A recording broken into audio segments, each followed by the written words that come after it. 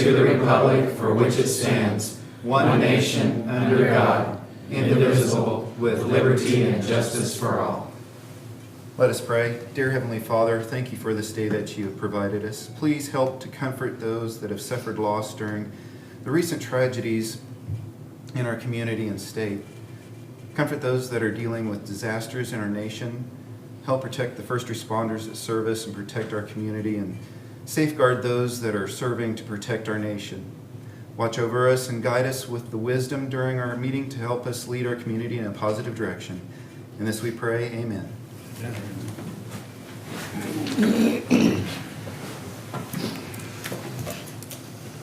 All right. Any changes to the minutes for the last meeting? If none, they'll stand as approved. Public comment. This is a time where people can come forward and comment or present anything that's not on the agenda at this time. If you would like to do so, please step forward and state your name. Callie Dyer with Finney County. I would like to invite each of you to our annual meeting that will be held next Tuesday at Lee Richardson Zoo at the Educational Center.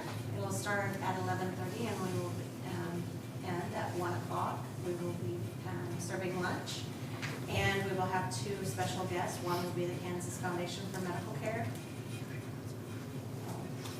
Thanks, Ashley. Are you going to make her repeat everything, Ashley? Yeah, just summarize it again real quick. Okay. Hello, please state your name again.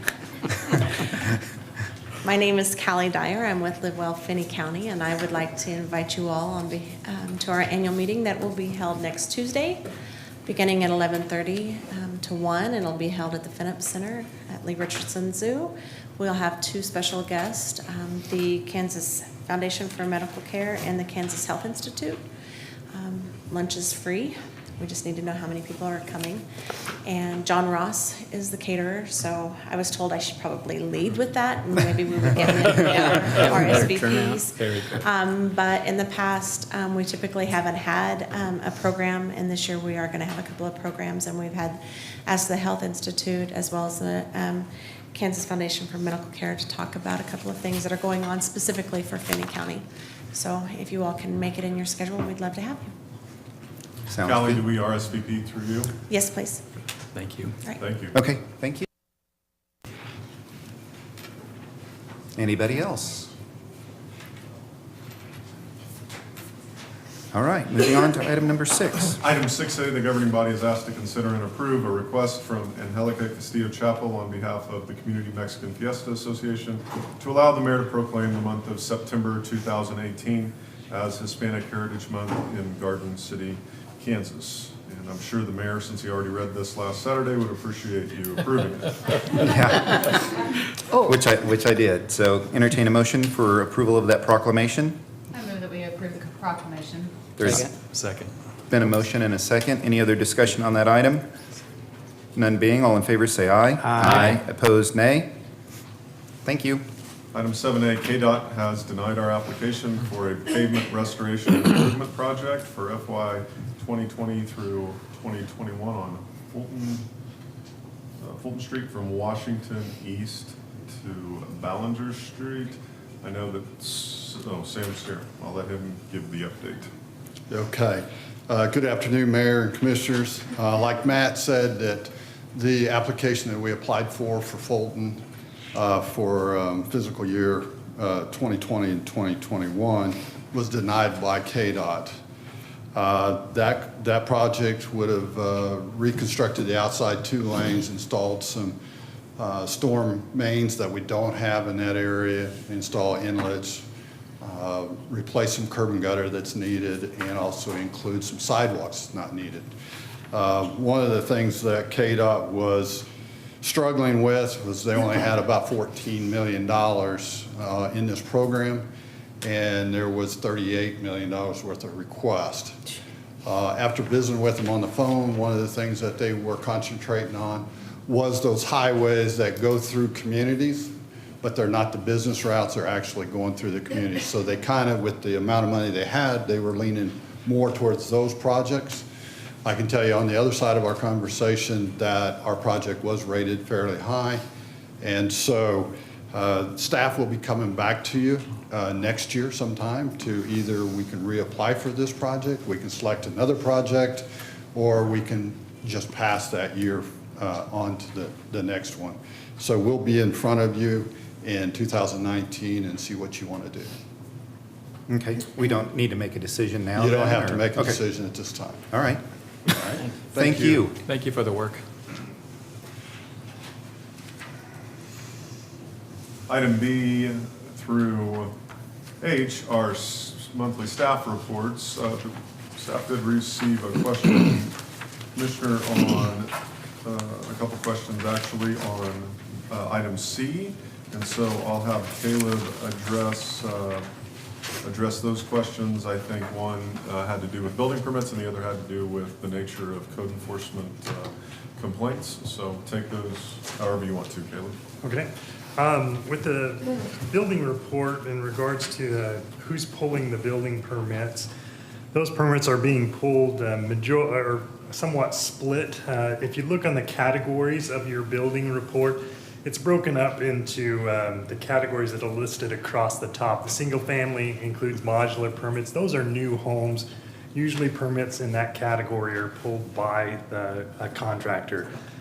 Single family manufactured permits, those permits can be pulled by a homeowner, but majority of those are pulled by a contractor. Even the first category, single family, can be pulled by a homeowner if they want to build their own home. Multifamily is predominantly general contractors in that category. Residential remodel permits, these are probably about split 50-50 and could go any percentage in there from homeowners to contractors assisting owners on those. Everything beyond that point, commercial, industrial, remodel permits, all of those were required to be done by general contractors. So, any questions in regards to that? The other question was on item D, the code compliance report. Yeah, as far as the code compliance, as far as the number of who or where the complaints are coming from, for this, we've been short since mid-June. We've lost our code compliance officer, and we've just recently filled that position, and so we're quite a ways behind. Majority, roughly 80% of all of these complaints are driven directly by citizens. The other 20% are those where, when we go to that citizen's location where a complaint has been made, we show up for that and we see that, well, there's 3 other homes in that block. And so we don't just go directly to the one, we try to address the situation on that block or 2 that's next door to that home. So that's where another 20% come from. And that also can impact it as well. It just depends on what else is going on in that neighborhood, if that answers your questions. So also the close date, so that's the date that you go, do you have to actually physically go back and check that? Yes, Or that is or do they correct. call and? Wow. Yeah, that's when we go close it, because we're making multiple visits to every property. Wow. And so when we go close it, it's when the property, either we've sent mowers and they've mowed it, we're going out to verify that it has been mowed, that it now meets the requirements, and we can close the case at that point, and for each of the other cases. So yeah, there's multiple visits for each location. Any other questions? All right, thank you. Thanks, Caleb. Thank you, Caleb, and thanks for the question. Are there any other questions on the staff reports? There was a question on the master activity report from a commissioner. There was a 0 under homicides, and that the homicide that stands out was happened right outside the city limits. Well, the arrest took place inside the city limits, but from a law enforcement statistics standpoint, that's an activity that happened in the county, in the unincorporated area of the county. So, good question. I see the monthly financial report. Everything looks on track with respect to the general fund and respect to the utilities. So that's good. I'll move on down to item 8, meetings of note. We'd like to call your attention to tomorrow's workshop at the Clarion Inn from 9 a.m. to 12 p.m. It's an alternative fuels workshop on natural gas. natural gas motors and engines, and Sam's going to be presenting on our findings from our solid waste fleet with that. Spark, Black Hills Energy, and a couple other vendors are presenting as well. If you have an interest, I think the mayor's welcoming the group. If you have an interest in attending, I think all you need to do is show up, right? Right. There's no RSVP required. And then our regional League of Kansas Municipalities meeting, October 23rd, which I believe is a date change from an original date of something else. But anyways, double check your calendars for when that date is. Make sure it matches this agenda and not a previous agenda, because that meeting's moved once already. If there's no questions on the meetings of note, we're ready for item 9A. It's the appropriation ordinance. If approved, it would be ordinance number 2467-2018A. Mayor, I make a motion to approve the appropriation ordinance number 2467-2018A. There's been a motion. Is there a second? I'll second. There's been a second. Is there any other discussion on that item? None being, all in favor say aye. Aye. Opposed, nay. That item passes. Item 10A, the governing body is asked to consider and approve a resolution relating to the 2018 general obligation bond issue. If approved, it would be resolution number 2744. And, Melinda will present the item. Resolution of the City of Garden City, Kansas, authorizing the public sale of the city's general obligation bond, Series A 2018, in an estimated principal amount of $10,835,000, setting forth details of the public sale and authorizing the notice thereof. At your last meeting, we did authorize proceeding with this sale along with the projects, and if you we're going to be, the 2017 temporary notes are going to be retired. Those are all your water and sewer projects. Also, the reconstruction of 8th Street from St. John Street to Walnut, construction and acquisition of property for Pioneer Pathway, and construction of Southeast Community Park Phase 1 and 2. Our next step here is for consideration and approval of this attached resolution, authorizing the bond sale date at 11 a.m. on October 16th, 2018. Mary Carson did prepare this resolution. The public sale will be for $10,835,000 in bonds. The breakdown on that is water and sewer projects, $8,755,000, general obligation at $2,080,000. Also attached is the preliminary official statement. It gives a lot of information about the City of Garden City that goes out to someone who would like to purchase our bonds. That is for information only. So the fiscal note, our recommendation is to adopt the resolution. The fiscal note is the street and parks debt payments over 10 years are budgeted in the 2019 bond and interest fund. The debt service for water and sewer projects began in 2020, and those will be budgeted in the water and sewer fund. Any questions? Entertain a motion to approve that resolution. So moved. It's been Resolution 2744-2018. It's been motioned to approve Resolution 2744-2018. Is there a second? I'll second. There's a second. Any other discussion on that item? None being, all in favor say aye. Aye. Opposed, nay. Thank you. Thank you. We'll pass over item B. It has a scheduled 2 o'clock public hearing time.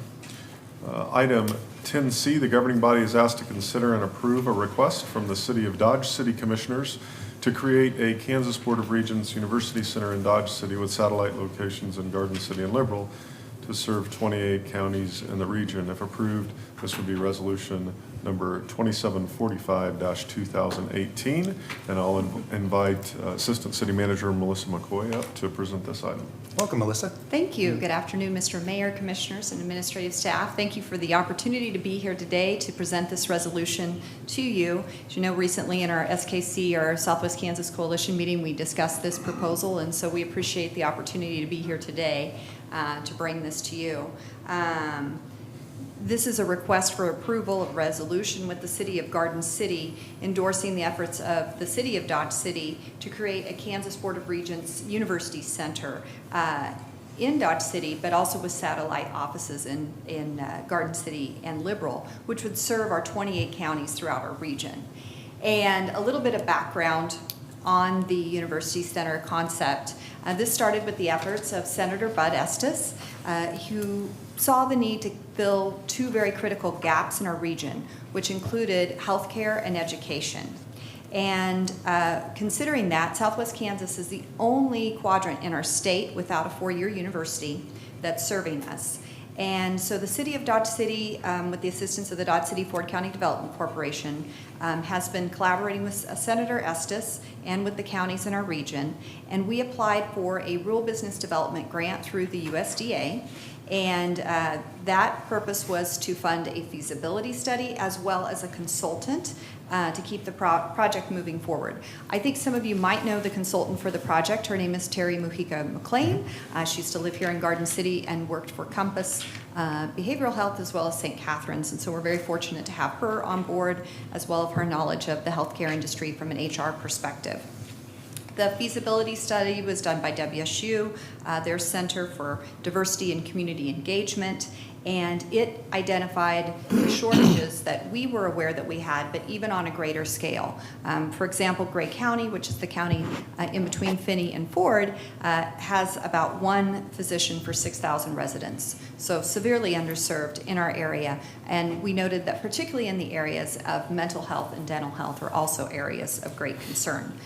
We've been speaking with our community colleges. They're so important to this project and to our region, and they are very much on board with this project. In fact, last week, Terry had a meeting here at Garden City Community College, and they've been very supportive and willing to collaborate. We've reached out to Fort Hays University, the University of Kansas, Wichita State University, and Newman University about this project and what programs that they could bring to it. And they've all expressed interest in the possibility of participating, and we've also started initial conversations with the Kansas Board of Regents about the project. And so essentially what we'd be doing is bringing a university center which would offer both baccalaureate and post-baccalaureate degrees focused in the medical area, but not just, it wouldn't have to be limited to medical if there was opportunities to bring business, finance, entrepreneurship, education, other areas, we could consider those as well. These would be programs that could be both blended, they could be face-to-face, and we would look at cooperative partnerships with our area hospitals and clinics where we could bring face-to-face opportunities for the students in those clinics. And really the push behind this is for us in southwestern Kansas to be able to grow our own and fill this critical need. We would anticipate that Hennessy Hall, which is the former home of St. Mary's of the Plains College in Dodge City, would be the home of the University Center. The expenses or cost to remodel that would be at the expense of the City of Dodge City. And we could also look at, as I mentioned, satellite centers in both Garden and Liberal. I know there's been interest expressed by the community colleges that they would look at housing those. They could offer those on their campuses since they have technology and facilities available. It's also anticipated that the Kansas Board of Regents would be the governing body for this institution with partnerships with Fort Hays, University of Kansas, and Wichita State University supporting it, and in the future looking at other partnerships with other universities as well as we look at other degrees. There are no considerations financially at this time for the City of Garden City, and the overall focus of this is to improve the health and education opportunities for our region. I would be glad to go ahead and open this up for any questions, and want to thank you again for this opportunity to bring this resolution to you. Any questions for Melissa? I think this is a unique opportunity, and thanks for presenting it first at the meeting before and then today. It's really needed, so thank you. Thank you, Commissioner. Entertain a motion to approve then Resolution 2745-2018. I move to approve Resolution 2745-2018. There's been a motion. Is there a second? There's been a second by Commissioner Unruh. Any other discussion on that item? None being, all in favor say aye. Aye. Opposed, nay. Thank you Thank you, all very Melissa. much. Yep. Thank you, Melissa. Safe travels home. Item 12A, the governing body is asked to review and approve the Disadvantaged Business Enterprise Program for the Garden City Regional Airport. Rochelle? The City of Garden City is required every 3 years to look at our Disadvantaged Business Enterprise Program and reevaluate it and do some complicated calculations as far as setting our DBE goal on our federal projects, which includes our AIP projects. So we recently went through this calculation. Previously, our goal was 4.56. However, the last 3 years, we've had a very successful DBE average that has increased. So therefore, that calculation, as well as availability of DBEs around the 210-mile distance from us. Unfortunately, there's not too many local, but going into the Wichita area, which most of our contractors come from, that's where we utilize those goals and take that into consideration. So therefore, we're looking at raising our goal to 7.1 for the next 3 years for the DBE program. Any questions? Entertain a motion to approve the DBE program for Garden City Regional Airport. So moved. Is there a second? I'll second. There's been a motion and a second. Any other discussion on that item? None being, all in favor say aye. Aye. Opposed, nay. Thank you. Thank you. Item B, Sheila Crane, Executive Director, Downtown Vision, Inc., will provide an update to the governing body. Sheila? Welcome. Hi. Good afternoon, Mayor and Commissioners. You have my report. So I thought I'd just give you a quick update on Fall Fest from over the weekend. We had 125 cars in the park. The park was just packed with people. The attendance was really great. I would like to give a huge thank you to the entire Public Works Department, Andy, Casey, Tim, Bill, Bob, Police Department that helped give us an escort, and the entire electric department that was out there with me before dawn, out there doing things in the dark. So it was a great day. I think everything went off pretty well for my first time. It was wonderful. Yeah, it was a lot of fun. So there was every kind of food you could think of. If you weren't able to attend, it was a great day. So, and the only other thing I would add is just a reminder for everyone in the room. Actually, banner art tickets are available for the banner art auction, which is November 3rd. And then if you have any questions about anything else that was in the report. Any questions? All right. Good job. Thank you. Good job. I noticed they were taking the banners down today, or replacing the banners, so, on Main Street, so. The auction's getting close. Yes. Item C, President of Finney County Economic Development Corporation, Lana Duvall, is present to review the third quarter report for 2018 with the governing body. I will be whenever you're ready, Matt. We're ready if you're ready. Are you ready? I'm ready. Okay. Good afternoon. I have provided the report. I hope you've had the opportunity to go through that. I did present this to the County Commission yesterday morning, and they had a lot of questions, so feel free to ask a lot of questions. We were able to provide answers for them. A couple things I would call your attention to. We do have several prospects that we're working with. As you are all aware, those are labeled to protect their confidentiality. The first number representing the month they were presented to us, the second the year, and the third number indicates whether they were the first, second, third, fourth, or fifth project that we started working on that month. Project Birmingham is a project that we've been working on since August 8th. And company officials have visited the community a couple of times. We were fortunate to have some site visits and utility discussions with them last week, and I think those discussions are moving forward well. We're very excited about that prospect and hope we're able to continue working together with them. Also had a business visit the community back in July. They're a business that works with primarily food manufacturing companies and helping them with quality assurance and quality control. And we were able to provide them some sites to look at, and also provided them with some affiliated business information to help them in making the decision as to where they'll land in this region. So certainly we'll keep you posted on that one as well. We have been working with a company that purchased an existing building here in the community and is making some pretty significant changes and alterations to that building. They're also working right now on hiring, so we've assisted them. We've sent them all of the tax abatement information in case they choose to pursue that based on the capital improvements that they'll be making, as well as we've been helping them with their hiring and finding the folks that they need for their company. project updates, the brew house is doing very well. It's looking really good. If you haven't been down there, you need to go down and take a look at it.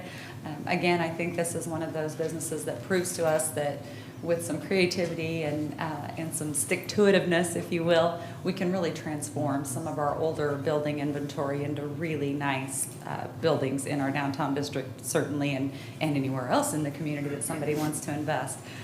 But we're really excited for them. We've been able to work with them on their logo development, their branding strategy, as well as helping them through hiring assistance and helping them with their business plan and financial pro formas for their banking partners. Klaus Wood Pellets and Outdoor Living, that was a project that actually Sheila reached out to me, and they had reached out to her about locating in the downtown district. We met with them together. She shared the information she has as far as what Downtown Vision can offer to them, and then FCEDC stepped in, and we were able to help them with finishing up their business plan, creating their logo, doing some branding assistance with them as well, and even working with them on a couple of events that they have planned once they get it operational. So we're very excited for them, and I think they're going to be a great addition to the downtown district. It's always nice when we can get a balance of those things that attract everybody to the downtown district instead of just kind of a smaller demographic that we sometimes fall into when we open a lot of dress shops all at one time. So it's nice. It's nice to have another offering in the downtown district, certainly. Yesterday morning, we did have the public hearing at the County Commission for Meese & Sons Trucking. That was approved, so that will go through and complete the process for tax abatement now. I think we've updated you on most of that other stuff in the past as far as the Star Bond and the transload facility. I think, did I update you the last time? We'd received tentative approval on containers, which would allow us to do import-export products there. Other things of great note are the qualified opportunity zones. We're still learning a lot about those. I have shared with you that we did get 2 census tracts approved in Finney County. I was in Washington, D.C. the week before last. We were hoping to have full IRS guidance on that plan by then, but we don't have full IRS guidance on that. So everybody's kind of in the same place we are. We're trying to figure out what those next steps look like. But for all intents, it looks like that's going to be a really good program and hopefully create some really good opportunities for our community. And then the Child Care and Early Learning Network. As you guys know, we've been working on that for some time and done some pretty significant research into what a good sustainable solution would look like. We've had some very good follow-up discussions with public entities, and I think it won't be long and we'll be able to roll that out. We're also working with one private entity here in the community who has an interest in kind of serving as the model for what some employer-sponsored child care could look like and how it could blend in to that network overall. So keep watching for more on that. And if you have ideas, don't hesitate to reach out to us. We're always happy to explore. If you have ideas or if you've heard of something somewhere else, we like to know what others are doing and how it's working. Other things, tonight I have the opportunity to present to the Kansas Rural Center and talking largely about how we work for the entire region and obviously not just for our community and ways that we can improve the economic climate throughout our region. And then I've also been asked to be the keynote speaker for the Hooker, Oklahoma Chamber Banquet. If anybody would like to go with me, you'd be welcome to. It was very nice, and it's exciting when communities like that reach out because their real goal is, as the gentleman told me, he said, we want to be inspired and we want to know what we can do that would complement what you're doing in Finney County, so we can start to see some of those positive things in our own community. So it's exciting to get that opportunity. Any questions I can answer for you? Well, I was wondering, is the certificate of occupancy in place now for the ranch house? Have they been able to move people in?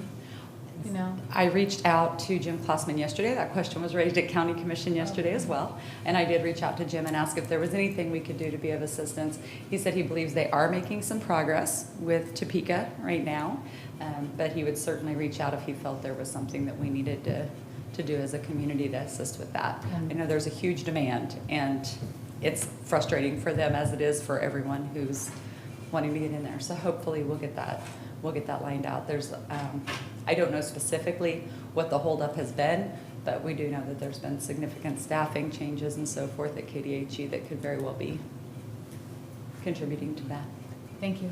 Commissioner Fankhauser, did you have a question as well? That's what I was going to ask you. Does anybody else want to Yeah. ask that question? No. I think your answer's been sufficient. So I have a question. As far as the Star Bond, so you talked about you've been updated. So where's it at, or is there an anticipated groundbreaking date, or is that what you're hoping for? Yeah, at this point, Matt and city staff would have better direction for that Okay. than I could. That's where the process is now, is in the development process with the city, with you. Okay, well, the only other question, or only a comment, I just wanted to say that your partnership and collaborating with Downtown Vision, that is awesome. I really appreciate that, and I think that business will be, if you didn't taste whatever they were cooking was incredible. So on Saturday, I've never tasted anything like that, so. Well, and I think that project just serves as a really good example of how that seamless transition Yeah, should I take agree. place. No matter where a business comes into our community, we should all know who to contact, who to reach out to, and make sure that they get everything they need, regardless of what it means, you know, who they come to first and so forth. None of that should matter. Every business should get the same opportunity and get every tool that's available to them. Absolutely. And I always enjoy your meetings early and seeing Tom up early, so that's totally worth it to me. Yes, you're welcome. And next week, 7:30, right here. What about maker space? Yes, Makerspace. What's the status on that? Well, because of some of the building shifts out at the community college, we began discussing the opportunity to perhaps locate the makerspace out there. In a perfect world, that's where a makerspace would be, obviously, would be on a university campus or a community college campus, simply because the crossover and the marriage, if you will, of programs is so prevalent. Mm-hmm. So we kind of put the other buildings that we've been looking at on hold while we look into that opportunity. So we've presented some information to the community college and met with their tech program director, as well as with Ryan Ruda to further discuss that. So hopefully, we've got a lot of equipment that we're storing right now that's already been purchased through grants and donated from folks. So we're anxious to get the makerspace up and going and get the community in there. Absolutely. Good. Thank you. Thank you.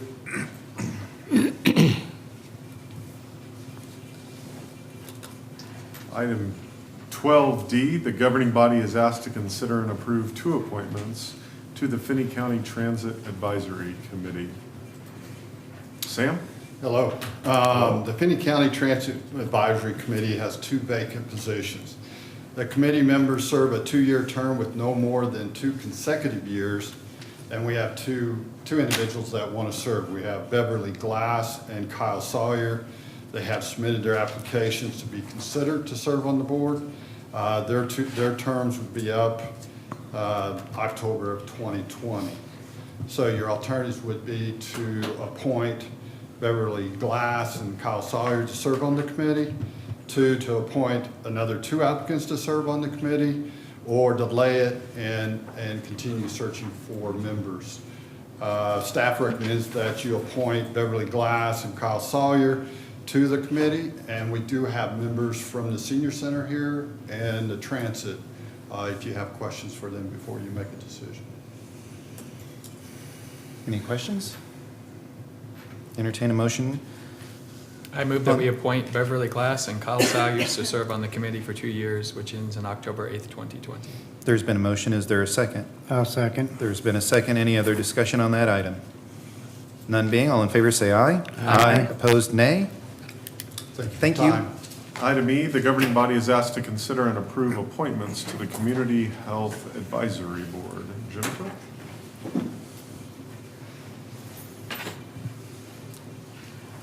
Good afternoon, Mayor and Commissioners. The Community Health Advisory Board has been in a kind of a transitionary phase over the last several months as we had a couple of members come off of that board, and that board kind of reorganizing and figuring out what they look like and kind of where they want to go. They're doing some really good work and have come up with some goals that will shortly come before you in the next month or so. But at this time, we just need to fill a couple of spots. Mr. Unruh, when he got onto the city commission, gave up his position on the board. And then Mr. Campbell also gave up his position on the board. And then we had a third position. So the Community Health Advisory Board has made the 3 recommendations to you. Melissa Savolt, Lisette Cruz, and Victor Harada. And they would recommend that you appoint those 3 to the 3 terms, to the 3 people who have come off of the Community Health Advisory Board. So I just want to ask a question. I thought it was confusing. So we had here, there was an application from Brandy Cofield, I think is how you pronounce her name. Yes. And I didn't realize, but it says here, have you been a resident of Garden City / Finney County? And then she put Holcomb. Is that the reason why? Because that's the only one that she said she was interested in. Is that the only reason she wasn't? So the discussion that we had it actually was in regards to the application during our meeting. So one of our committee members asked about why does the advisory board application call for Finney County or Garden City? And so we talked about how differing boards have differing requirements. So the Planning Commission obviously has members who are both from Finney County, Holcomb, and Garden City, but some of them have requirements that you have to be within Garden City. And so it's my understanding that for Community Health Advisory Board, that is the requirement. So that's why we did discuss that person, but it was my understanding from going through our requirements that that was something that we had to fulfill. So Okay. we did discuss, and the Community Health Advisory Board had an idea of creating a spot specifically for the school district, because apparently we have a lot of people from the school district who maybe don't live in Garden City, but they work in our school district. And so maybe we could create a spot especially for them if one of these 3 positions happen to fall through and don't work out, or one of our other positions become open in the future. So that was something they discussed. Okay. Entertain a motion to move on this item. I'll make a motion to appoint Melissa Savold, Lisette Cruz, and Victor Hernandez to be on the Community Health Advisory Board. There's been a motion. There's a second from Commissioner Fankhauser. Any other discussion on this item? None being, all in favor say aye. Aye. Opposed, nay. That passed. Okay, we got a 2 o'clock public hearing, and we're at the consent agenda, so we'll talk really slow. Yeah. And, I think if it's all right, Mayor, we would consider the consent agenda item, then maybe if the commission would like to do reports, or we can take a break if you'd like to end the meeting with reports, either way. But the consent agenda, there is nothing that we've added to it, and if there's nothing that the commission would like to pull off, it would be item F1 through 5. Does any of the commissioners want to pull anything off of the consent agenda to discuss? Okay. Make a motion that we adopt the consent agenda as presented. There's I'll been second. been a motion and a second. Any other discussion on that item? All in favor say aye. Aye. Opposed, nay. It passes. We'll just go on to commission reports, and then if we still have time, we might just have to take a break. Okay, sounds good. Start off with Commissioner Burns. Okay, well, I'd like to thank everyone who applied for the positions of the advisory board. I read through all the applications as we all did, and it's remarkable. People who have lived here, people who are new to the community, everyone says the same thing. I want to be a part of this. I want to be helpful. I want to be involved. I want to help shape the future. And that's exactly what we need from everybody participating in this community with that desire to do so. So I want to thank everyone who applied, to continue to apply or find avenues that you can achieve that goal. My children and I had a great time riding in the Community Fiesta Parade. It was a wonderful day. Thank you, Mayor, for driving. It was great. Good helpers. Well, they had laughed, and it was nice to be a part of it, and it was a wonderful day. All of the events, and I know a lot of folks were out at the golf tournament, and then we had Wild Affair that evening. That was lovely, and hopefully a great success. But it was a lot of fun. So I hope they raised a lot of money. That's all I have. Thank you. Commissioner Fankhauser. I also attended, and that Mexican Fiesta and parade, and drove past Queen down Main Street. I thought the Fall Fest was really well attended this year. It seemed like we had more vendors. It just seemed like a bigger crowd, so I commend you on that. There was one thing on meetings. Oh, yeah, that comes up in October, the State of the City. And we all need to attend that if you can. That's all I have. Commissioner Dale. Okay, I don't want to go over what my previous commissioners did, but I agree with what they had to say. The only thing I can say is that I want to thank our department heads in the street department, the utilities department, the parks department, and all of them that made the Oktoberfest a pretty good success. I was down there at 5:30 in the morning getting ready to set up for the car show, and electrical trucks were coming in with their boxes, their cables, and they were all busy. The street department was putting up the barricades, park department was getting trash barrels out, and it was just the amount of work that went on from about 5:30 until they started opening that up at 8 or 9 was just unbelievable, and a heck of a lot of vendors down there. I really enjoyed it. I walked down there twice, and it was just amazing that the number of the flavor of the foods. I couldn't hardly pick out a place I wanted to go and eat. It was really good, smelled good, a lot of people, and I dealt most of my day down around in the Stevens Park area with the car show, and we had a good turnout there this year, and we were greatly impressed by the number of spectators that came through looking at cars, and so they just kind of drifted. It just made the whole thing, if you'd have just went through the vendors, you'd have walked up and down and maybe bought something and went home in an hour, hour and a half, but with the depending on where they parked, they may have spent 2 or 3 hours down there in that entire area in great weather. It was well worth it, and I look forward to next year. And again, I want to thank our employees and our department heads and Matt for his people and his staff that you have under you and the way they do their job. Thank you. Is it going to be the same date with the Fall Fest?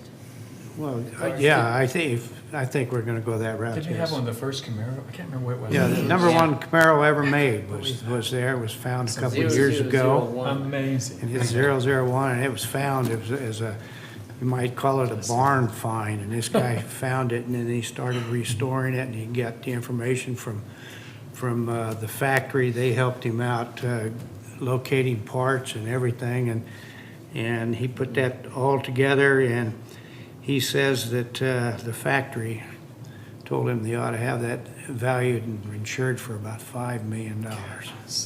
He had a great story. Yeah, They gave him the trailer. Yeah. AM did. I mean, that was a beautiful car. It's nothing more than standard. You would think a Camaro would have a big V8 and a big sound. It's had a straight 6 in it. Oh, wow. But it's number one, and in car collector world, that went across the market. There's somebody out there with a collection would say, I want number one, and they would get to bidding high on that. So it was great to see that. Are you done? Yeah. Okay. I'm out of here. I just want to echo my fellow commissioners. I especially too, I have a heart for people who apply to work on advisory committees. I think it is such a vital part of what we do in the city, and their work is very much appreciated, and it's so necessary. So I just want to echo that. I think it's awesome, and having that many applications available was tremendous. So that's really great news. If you didn't do anything in these last couple of weeks, then you didn't live in Garden City. There were all kinds of events. I agree. There are so many behind-the-scene things that happen, and keeping grass alive is really hard. So when they park on the grass, I always have to really appreciate the work that's gone on before. So I just really appreciate all of our Parks Department, and especially at the zoo, who hosts a number of incredible events, and they do a great job. If you were not at the golf course during this Metro Tour, I've never seen anything. It was so beautiful. I mean, it looked like Pebble Beach. You could not believe how the course was so incredible. It's not that I've been to Pebble Beach, but on TV, I've seen it on TV. But as far as the course and what was done and how we as a city and a region represented ourselves, tremendous. I mean, this is a huge impact, millions of dollars in impact. And so I just appreciate that. Everyone who were able to volunteer and be out there at some time. It was a really great event. And so thank you for all. Jennifer did an incredible job. I know the Convention and Visitors Bureau, they were all running around everywhere, which is good for them. Otherwise, they cause trouble in town. So it's good to have them busy. I just am looking forward to some of the events coming up, especially the State of the City coming up in October. I know the mayor will be speaking, and I'm excited about that. I think it's really good for our citizens to hear about what's happening in our city. So thank you. Commissioner Dale? I forgot one thing when I talked about departments heads and what they've done and their employees. We had the car show Saturday, but there was a car show down in Lee Richardson Zoo with trucks. I mean, they're different breed of cats, but they like their trucks and like them loud. And there must have been 100 of them down in there, and they had some other stuff down there with. So for making that available to them and working with them to have that there. Again, another department and city employees doing their best to accommodate our community to have things to do. Thank you. Again, I'd like to thank the great help that I had from Commissioner Burns and her team. Her crew. They did an outstanding job. It was a great event at the Fiesta, not only the parade, but the entire event itself. 92 years in our community, and one of the older celebrations in the state of Kansas that goes back and really promotes our heritage and our history. And another one of the events that we share to promote the diversity that we have in our community. So it's really great to see that, and Angelica did an outstanding job, as she always does. Yeah,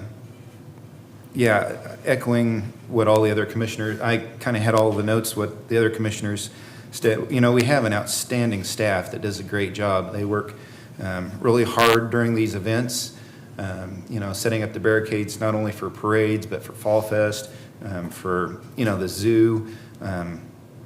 And it just makes our community a great place to come and, not only for our citizens, but for other people to come and visit our community. If people say there's nothing to do in Garden City, they aren't looking hard enough, because this time of the year, there are events going on almost pretty much daily. Every weekend. And every weekend, really, yes. You can get out and actually participate in a lot of activities that people can really get involved in and share with what's going on throughout the community. So again, a great number of events, and our staff did an outstanding job on all of them, promoting our community and making it really a great place to work, live, and raise a family. Looking at kind of backing up a little bit with our economic development, they've got a number of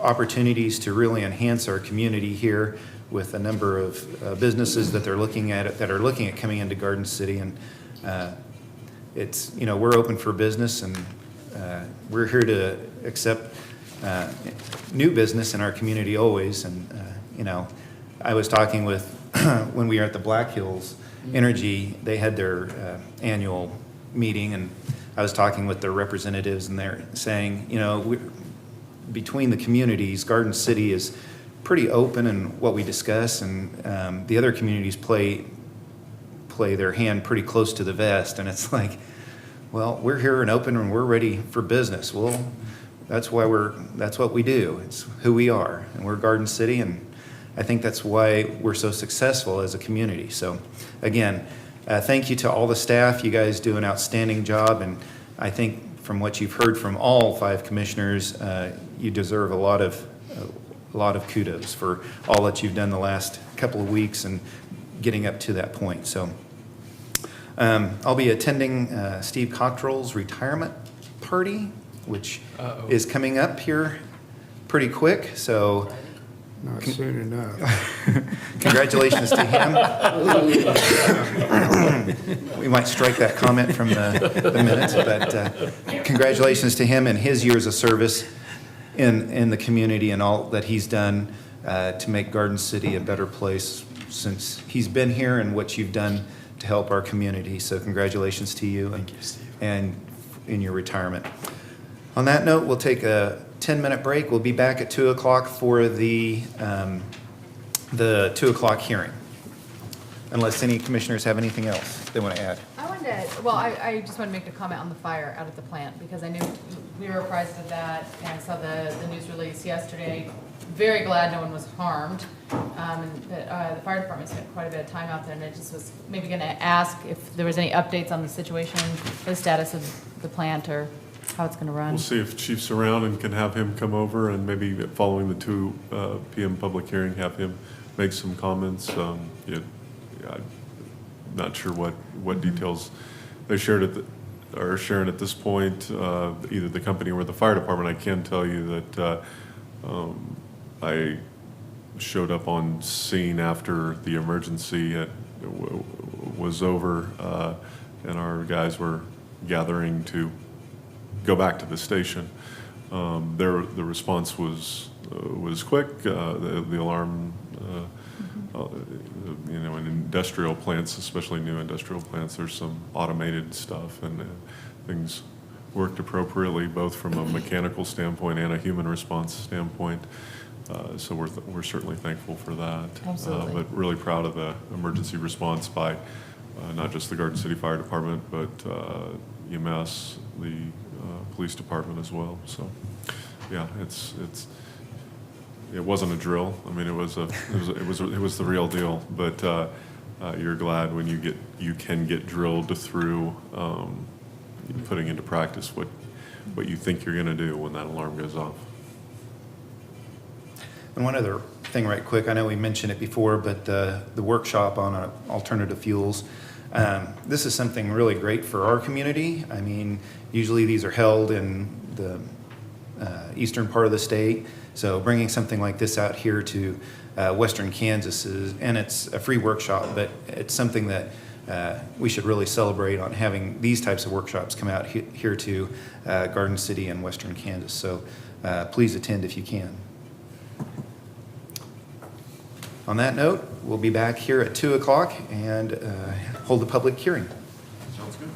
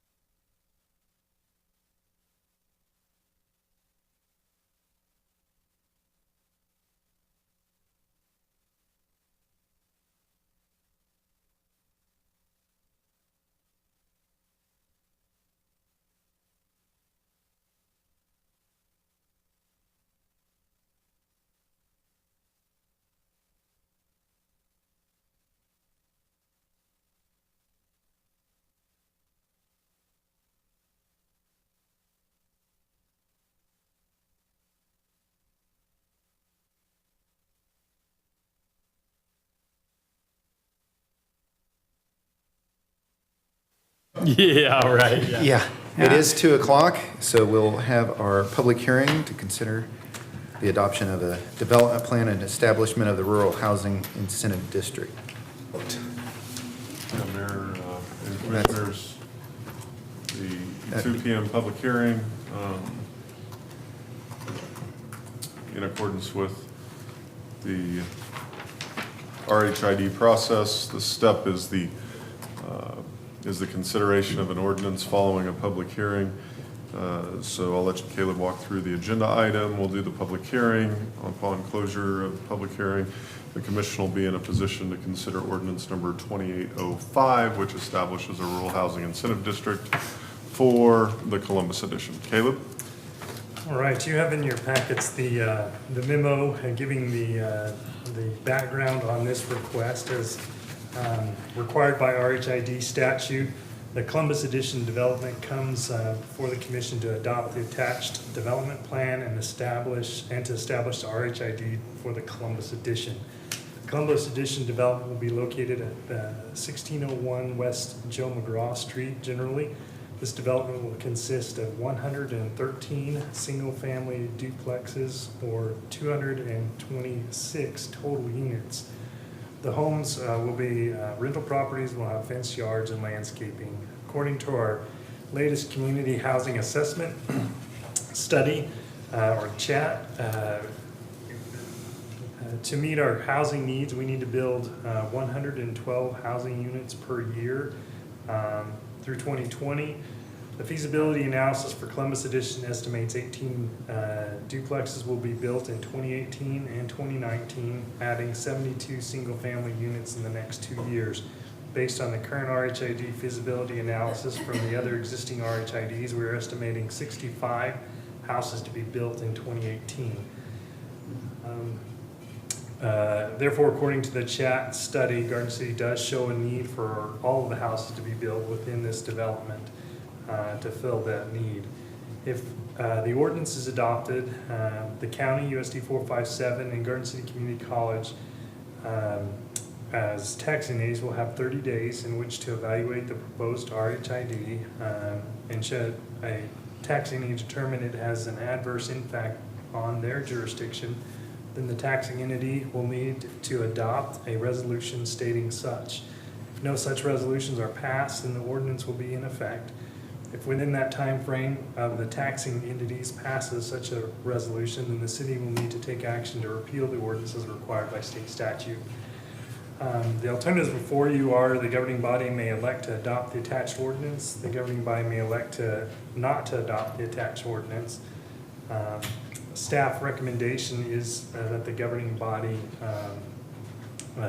adopt the ordinance. There is a couple modifications that I'd like to go over with you in your packet. In regards to page 6 of the development plan, gives the proposal and the financial feasibility analysis. The developer has requested several modifications to this in regards to curb and guttering and streets.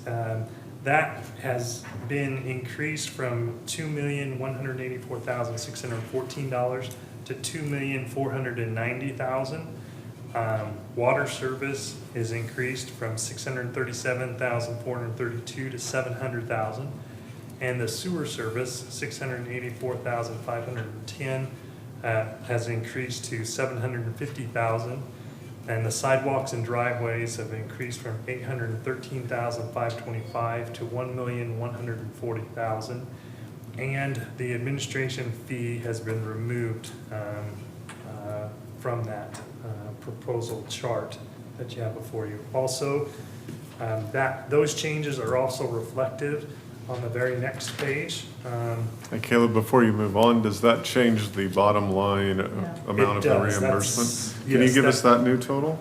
Yes, that new total is $7,479,205. Thank you.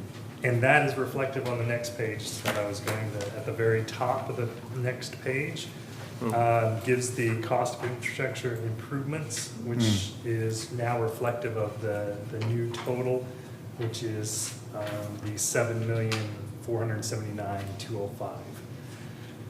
Also, in the final modification is also reflective of the other pages that we've seen so far, which is reflecting the same changes in curb and guttering on page 29 or page 30 of your document, Exhibit E. Curb and guttering in streets, as stated, will be increased to $2,490,000. Water service to $700,000. Sewer service to from $684,000 to $750,000. And sidewalks and driveways increased to $1,140,000 with the deletion of the administration fees. And that is their request for their rural incentive district that's before you at this time. Any questions that you have? Caleb, you might give an overview of the request to change the infrastructure pieces. It's my understanding those were all related to updated unit costs for materials, particularly concrete. Yes, that's correct. Up until the point of this hearing and setting this as the actual numbers, we allow the developers to adjust or modify this up to this point. With the cost of and volatility in concrete prices, they were concerned about those costs as well as how those may affect the water and sewer service as well, because concrete is used in some of those as well, installations. They wanted to adjust those fees to so that they could recoup those costs over the RHID time frame. And then the commissioners, the administrative fee, state statute provides for the recovery of an administrative fee. State statute doesn't spell out whether or not that administrative fee is one that the public agency applies or one that the development company applies and then recovers the cost and in effect pays themselves for the administration of the project. The city in 2013, after it had conducted, I believe, 3 or 4 RHIDs, indicated that we were going to begin from that point moving forward, considering the administrative fee as part of it, and it would be an amount equal to 3%. Since that time, I believe we've had 9 RHIDs and 4 have included an administrative fee as a cost, including this draft one, so 3 that have been approved, and a 4th one. None of them have been built. Good idea, a way to recover some costs through the RHID model for the city's general fund in relation to what it takes to administer these projects. Bad execution. So in the way to make this correct, our choices were to go back and try to find a way to convince the other 5 projects they needed to put that back into the project, or for the 3 projects that have been approved and we haven't billed, and for this one to simply remove that fee. To the project, it makes no net difference. It's instead of a money in, money out for them, it's no transaction at all, no cost, but no ability to recover that cost. So there were some adds in that total math for unit pricing of materials related to development. There's also a subtract. So overall, on this particular project, it's about a $400,000 change. This is, from an administrative fee standpoint and an overall cost of the project standpoint, this is probably one of the larger ones we've done. It maybe rivals the one that on paper was up on North Campus. Most of the other RHIDs, Caleb, I believe, are less than half this size. That's correct. The big issue that we're seeing and why some of these developments are coming in with larger phases is due to the chat report study that I believe Lana didn't mention. That was one thing that they're working on right now, of updating that study that's due at the end of this year. And they usually take care of updating that report as we work with them to update that.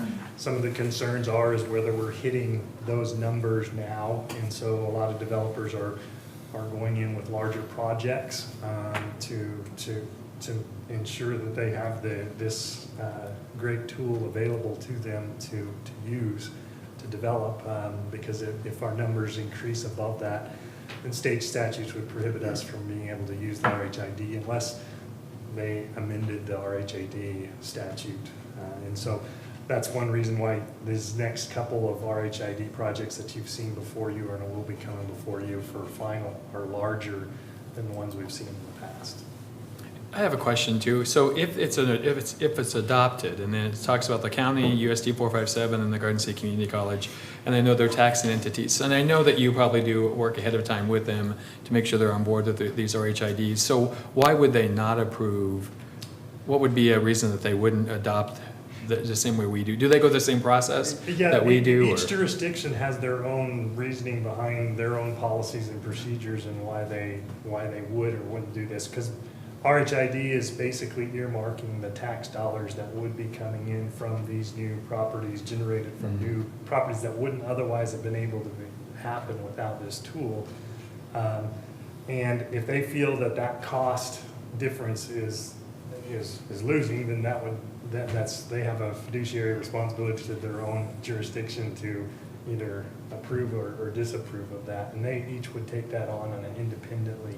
Each year we meet with all the jurisdictions and go over that, making sure that, because we don't want to go out and tout this tool if someone is against this tool, using the tool, because it wouldn't do any good to have everyone spend all the time and effort to go through this and not be able to accomplish it at the end. And so at the end, the developer in each jurisdiction has the ability to see whether it is good for them or not good for them in the end. And at this point, everyone has, at the beginning of this year, had expressed their interest in using this program, and that it would be good. We'll be looking at it again at the end of the year with all the taxing jurisdictions, as well as reviewing the housing study. And once we review that, then we'll know how long that we can continue to use the program and what support there is. Each independent developer is responsible for going to each of these taxing jurisdictions. It isn't the city's responsibility to go and sell their project to each one of those jurisdictions. We inform each one of these applicants. They go and meet with each of the organizations and describe their projects and share with them why they're doing it, how they're doing it, and why it's important. And so, and then each one of them now have 30 days if they feel that it will adversely impact them, that they can voice their opinion about it. So you don't have to, so that's what's confusing. You don't have to have everyone say yes. So if we say, oh, no, you do? If one jurisdiction says no, then the project. Well, for clarity, the question was they don't all have to say yes. That's correct. That nobody has to say yes except for the city commission. But there's a 30-day window where any one of them could say no. And if any one of them takes up an action in contrary to the use of this tool, then it removes the ability to use the tool. But if the other three entities don't take the item up, that's the same as approval. Is that right? That's Taylor? correct.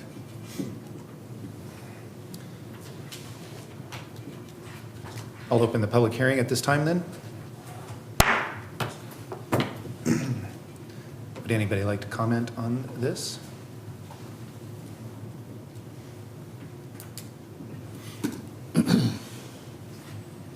I'll close the public hearing then.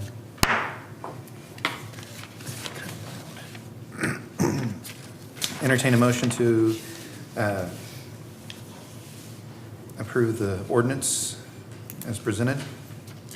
I'll make a motion to approve ordinance number 2805, 2018, an ordinance for the city of Garden City to establish a rural housing incentive district within the city of Garden City and a plan to develop the housing and public facility in such a district, making certain findings in conjunction with therefore and the Columbus addition.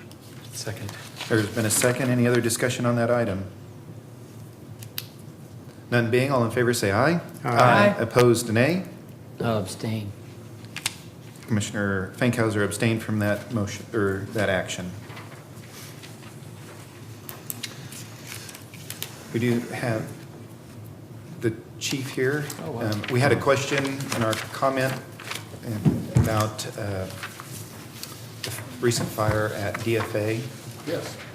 So just kind of give us a little, Okay. where we're at right now, I guess. We were dispatched to the DFA plant last Wednesday afternoon at 4:40 in the afternoon. We arrived on the scene, the first arriving units noticed that we had flame and smoke visible at the very highest part of the structure. We did send firefighters up the outside of the building on the fire escape with what we call high-rise packs, which are hoses and nozzles.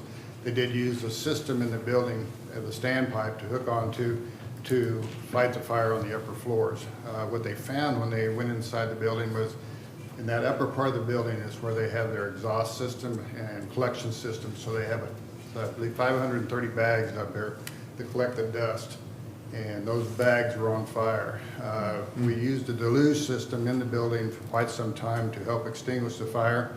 Later in the fire, we did turn the system off, and Battalion Chief Sears and myself entered the lower part of the building to check for any extension, and we did find a fire on the third floor, which is where the cone comes down inside the building and where they have the collection area. We did continue to fight the fire in that area, and at approximately about 9:45, we declared the fire out and we left the scene. They did make a return call later that night, and it was a false alarm. At this point, we have turned the investigation actually over to DFA. They requested that to bring experts in their business to look at the plant to determine what had caused the fire so that it wouldn't happen again. So that's where we're at right now, is we're waiting on them to give us information on what their findings are. Working with the State Fire Marshal's office and of course our office and working with the plant facility people, that's what we decided would probably be the best way to determine the cause on this one, because it's such specialized equipment at that facility. So are they operational, or they're unable until the investigation is completed, or? My understanding is, and what they told me when we were out there last week, they had a planned outage or a shutdown for this week for some maintenance. Okay. And so they were in the process of getting ready to shut the plant down last week when we were out there. So that they've taken that time this week to go through and make whatever repairs are necessary. And the information I had, they thought they could possibly open by Friday of this week. But I don't know, they haven't told us that for sure, but that's what they're shooting for, I believe. Well, thank you very much. Yes, thank you. Thanks Thank to you. the firefighters and all the responders. Anything else? No. I call this meeting adjourned then. Thank you.